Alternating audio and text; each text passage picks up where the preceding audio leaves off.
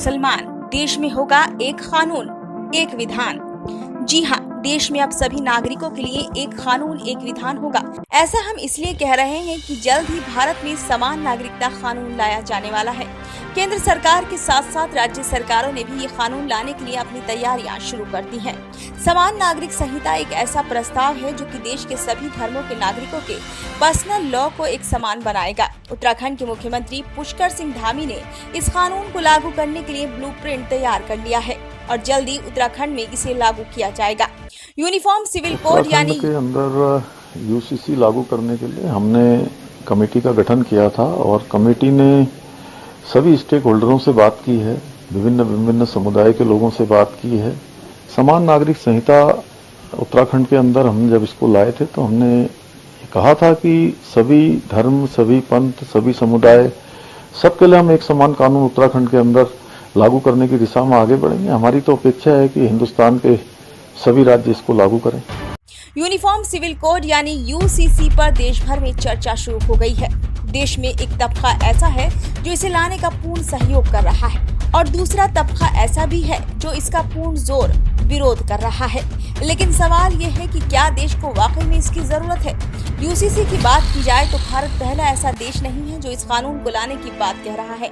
इससे पहले भी कई देश ऐसे हैं जो ये कानून लागू कर चुके हैं, इसमें France, Canada, Germany, England, Uzbekistan, Ireland, Malaysia, Indonesia, Pakistan, Bangladesh, Sudan, Egypt, तुर्की सहित कई मुस्लिम देश भी शामिल हैं।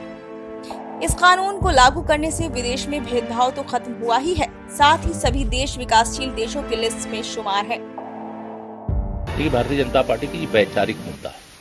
हम जब भारतीय जनसंघ के रूप में काम करते थे तब भी और जब भारतीय जनता पार्टी के रूप में काम कर रहे हैं तब भी हमारे वैचारिक मुद्दों के छत के नीचे जो इसका विरोध करते थे, चाहे नाटक करके ही आधे मन से ही उनको आना पड़ा, उनकी विचारधारा फेल हो गई, भाजपा की विचारधारा जीत गई। सामान्य नागरिक संहिता ये भारतीय जनता पार्टी का वैचारिक मुद्दा और इस पर डटे हुए हैं और आने वाले समय में वह भी दिन देखने को मिलेगा, ऐसा मेरा भी विश्वास है, देश का भी विश्वास है। ये 24 के चुनाव और स्टेट्स में चुनाव आ रहे हैं, उसका एजेंडा है।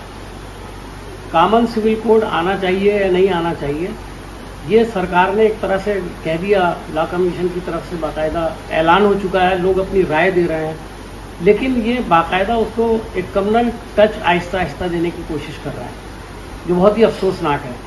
मैं तो सिर्फ पुष्कर धामी जी को यही कहूँगा कि इन सब चक्करों में ना पड़ करके वो अपनी स्टेट पर ध्यान दें, सेंटर काफी है इसके लिए।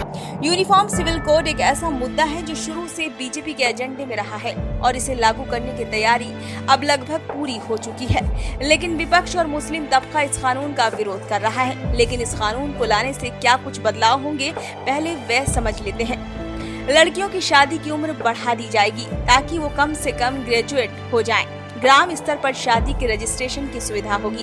बिना रजिस्ट्रेशन के सरकारी सुविधा बंद हो जाएगी। पति पत्नी को तलाक के समान आधार और अधिकार उपलब्ध होंगे। बहु विवाह पर पूरी तरह से रोक लग जाएगी।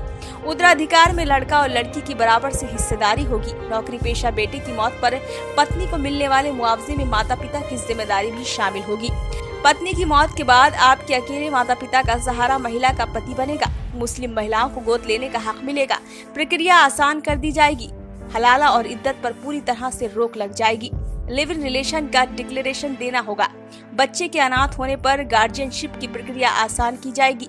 पति पत्नी में झगड़े होने पर बच्चे की कस्टडी ग्रैंड पेरेंट्स को दी जाएगी। इन सभी बदलावों के साथ देश में यूनिफॉर्म सिविल कोड लागू किया जाएगा, जिससे न कोई मुस्लिम न कोई हिंदू, सभी के लिए एक समान कानून बनाए जाएंगे। साल 2024 में लोकसभा चुनाव होने हैं। ऐसे में बीजेपी यूनिफॉर्म सिविल कोड को 2024 से पहले लागू करने की पूर्ण तैयारी में है, तो वहीं दूसरी तरफ विपक्ष इस कानून को मुद्दा बनाने की तैयारी कर रहा है।